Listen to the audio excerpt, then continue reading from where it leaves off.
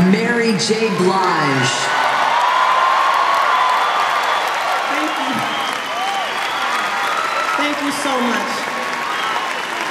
Thank you so much. Thank you. I am truly grateful and honored to have been invited here tonight to induct Nina Simone into the Rock and Roll Hall of Fame.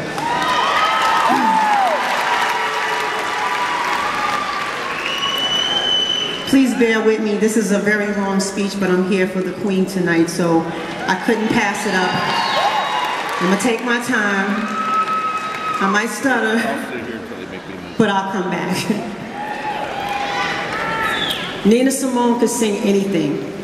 She was classically trained, and they called her the High Priestess of Soul. She sang jazz, blues, spirituals, folk songs, show tunes, children's songs, songs by Bob Dylan, the Blige, and George Harrison. But everything she sang, she made her own.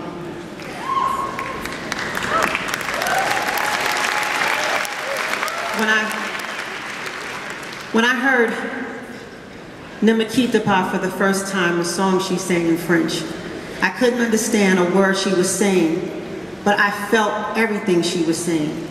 All this deep emotion and pain of her longing for someone seems as though what she was singing about. Her song, Mississippi Goddamn, which was her first,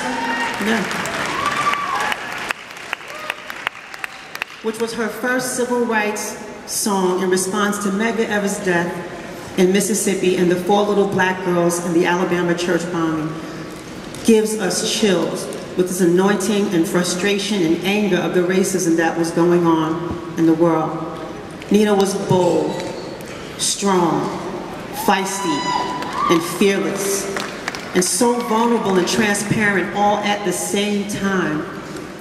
Her voice was so distinctive and warm and powerful. I never heard anything like it. She knew who she was, and she was confident with what she did and why she did it.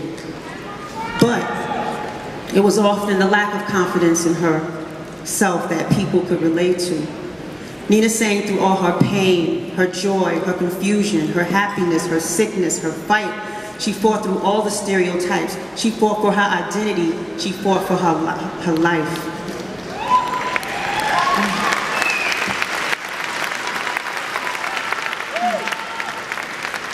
Simone was born Eunice Kathleen Wayman in Tryon, North Carolina, the 6th of 8 children in a poor family. She was a piano prodigy who began playing the piano at 3 years old. She played her first classical recital when she was 10 years old. But during this performance, her parents, who had taken seats in the front row, were forced to move to the back of the hall to make way for white people. Eunice refused to play until her parents were put back in their seats.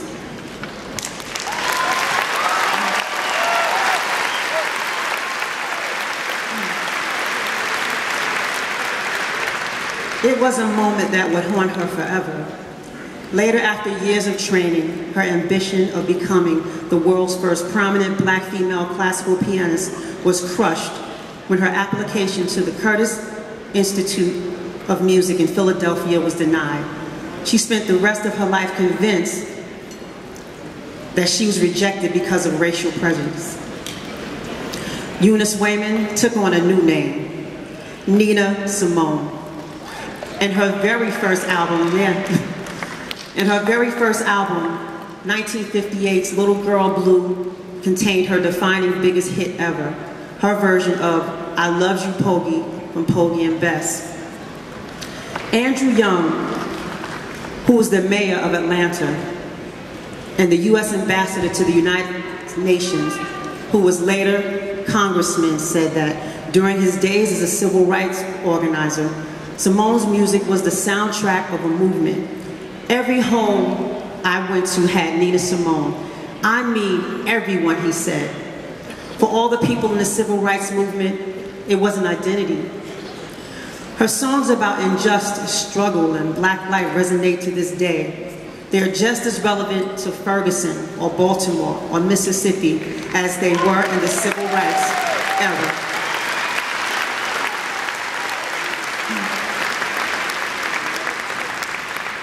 And of course, hip-hop took notice.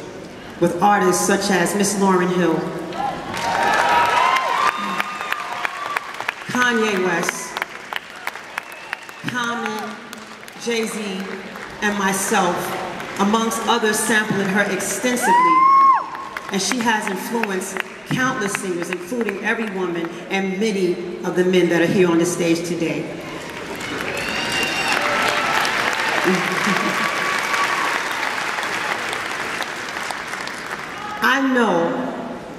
I know that Nina and I have a lot in common.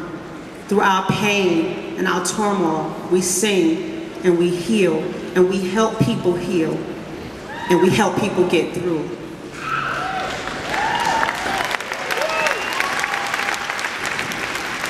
Just like Nina, I can do a record with whoever I want. I can do a record with Elton John, or with Bono, or with Jay-Z, or with Method Man, and no one will ask, why is she doing that? That's because I know exactly what I want and who I am and why I'm doing what I'm doing.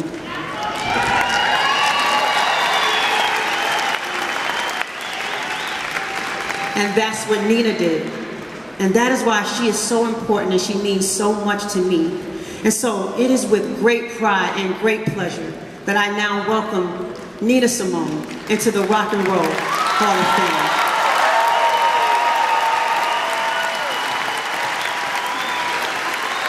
Accepting on behalf of Nina Simone, please welcome her brother, Dr. Samuel Wayman.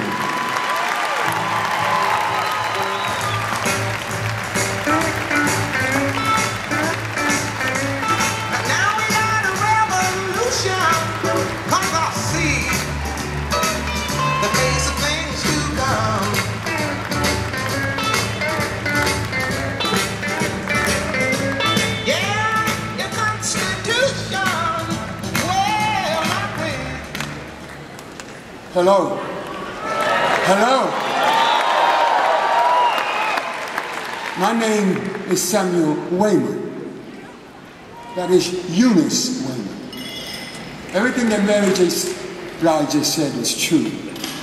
I can endorse that because I am her brother.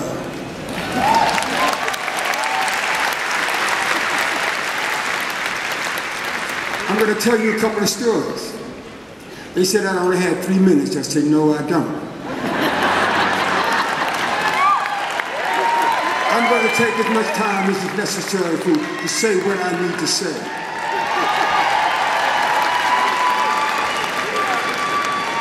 First of all, giving honor to the Almighty for being here. And I want to say thank you, the Rock and Roll Hall of Fame, for inducting her into the Rock and Roll Hall of Fame.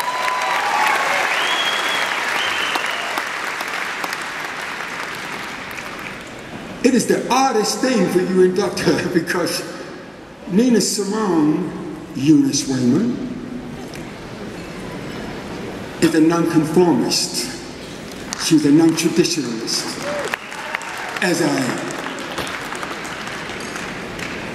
When I look at her, I see my sister, but when I also look at her, I see an enormous classical pianist. That woman could play. And I remember a story. Don't worry, I'm going to take my time telling this. Don't rush me off the stage. Bon Jovi, thank you.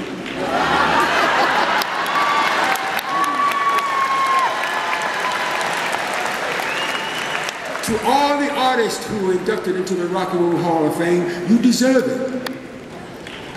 We are musicians. I am an organist. And when she was playing that blues a while ago, I wish I had my Hammond B3, boy. If I had my Hammond B3 with the pedals, I would just, oh, never mind. But I'm going to tell you a story. Nina lived in France. And she used to call everybody about 3:30 in the morning. And she called me one morning and she said, and whenever she called me, she always played my album in the background. By the way, I have to give you a little history. Nina and I both played the piano when we were 3. My mother had me when she was 52. I have a 96-year-old brother still alive, a 94-year-old brother still alive, and an 78-year-old sister still alive. And I am 74.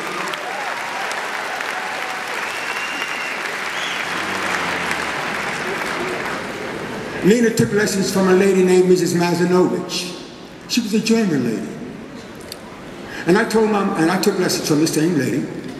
And I told my mother, you know, I went to Germany yesterday. She said, how you doing? I said, well, Mrs. Mazzy is German. That's the closest thing I've ever been to Germany in my life. And this is in North Carolina. Nina called me one day and she said, Sam, you know, when siblings talk to each other, you can tell if something is wrong. And she called me and I heard something in her voice. And she talks like this, hello, Sam. It's Nina. I said, hello, Eunice. Whenever I called her Eunice, it was as if Daddy had spoken. Because I remind her of her daddy, who was tall, lanky, and thin like me. And I said, what's the matter? And there was this long pause. I said, Eunice, what's the problem? What's the matter?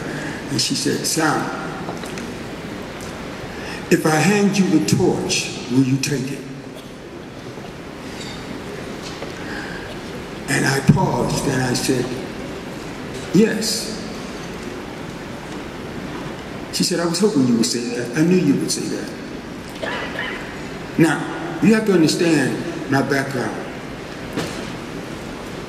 I'm old school. Civil rights. I marched with Martin Luther King. I sang at Martin Luther King's funeral. I went to jail with Martin Luther King and Rappahannock with Jesse Jackson in Philadelphia during the postal strike.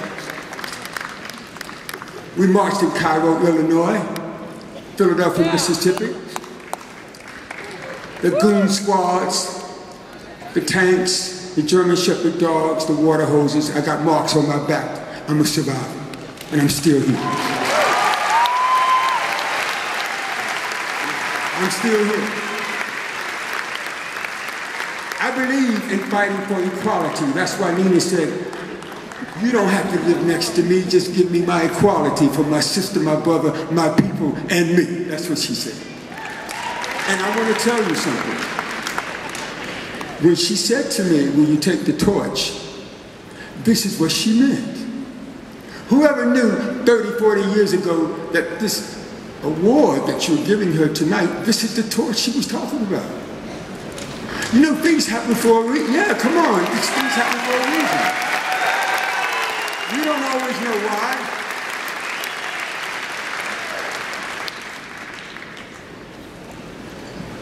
I love my sister. I adored my sister. And I'm happy to say that.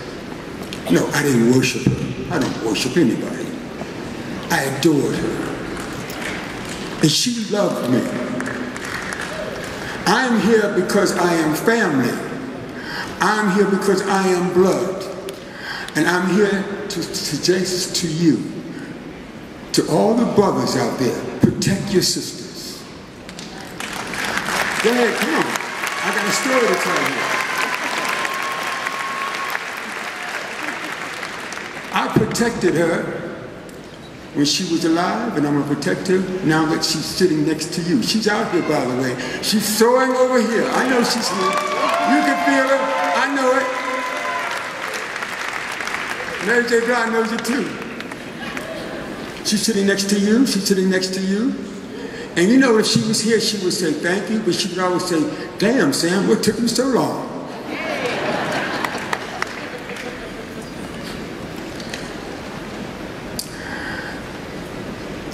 I was the only one allowed to call her Eunice. No one dared call her Eunice woman but me. I was her manager for 15 years. I was her friend. No, I was her confidant, but most importantly, I was her friend. She trusted no one but me. I say that with pride, because she should trust me. I'm her brother. There she is. See that picture? See it? Where is it? Where is it? To my brother Sam, my main man. Oh, Lord. I'm a musician. Like everybody in this place is a musician, somewhere or another. And I'm going to say this because you touched on it a few minutes ago. If you're sampling her music, you better pay for it. Pay her. Pay her. Don't steal from her. She never stole from anybody. She clawed her way through life. The record companies didn't know what to do with her. She said, okay, you don't know what to do with me? Now she and I both are on RCA victims. And they want, you know how producers are, they want to mold you. They want to make you in their image. She said, the hell with that shit. Oh, did I say that? I didn't mean to say that, I'm sorry. They didn't know what to do with her. When they banned Mississippi Goddamn from playing down south, she said, okay, I'm doing it my own way. She said, Sam, you know, I don't care what people say about me, but there's one thing that they don't know about me. And I said, what is that? Now, I have to tell you this. She said, I'm really just a little girl. Because people ask me all the time, all the press ask me, what is it the one thing, Samuel, that you think that you want us to walk away with about your sister? And I would say this. Nina used to say to me, Sam, underneath all of this, because I would say to her, do you ever get tired of being Nina Simone all the time? She would say, yeah, because it's a burden. You know, I don't know whether it's a curse or a blessing. But the one thing that I want them to remember me by is that I'm just a little girl underneath all this. That is why she sings Little Girl Blue. Sit there, count your blessings, little girl blue, what can she do? Oh, but sit there and count your blessings, little girl blue. That's why she sings that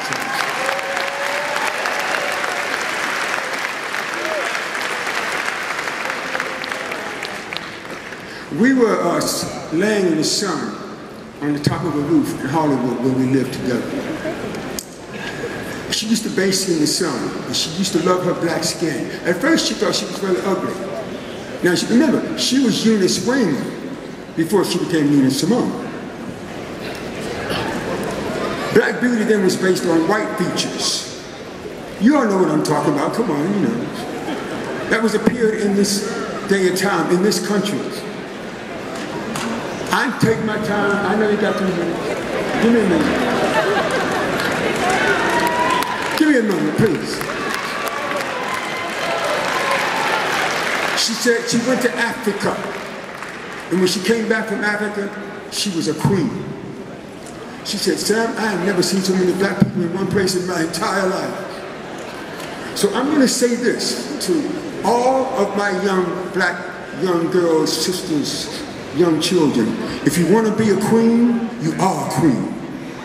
If you think you're a king, you are a king. If you admire my sister and you want to be like her, and she had a dream, don't let anyone, anything stop you from your quest to be whatever you want to be. Let nothing stop you from that. Nothing.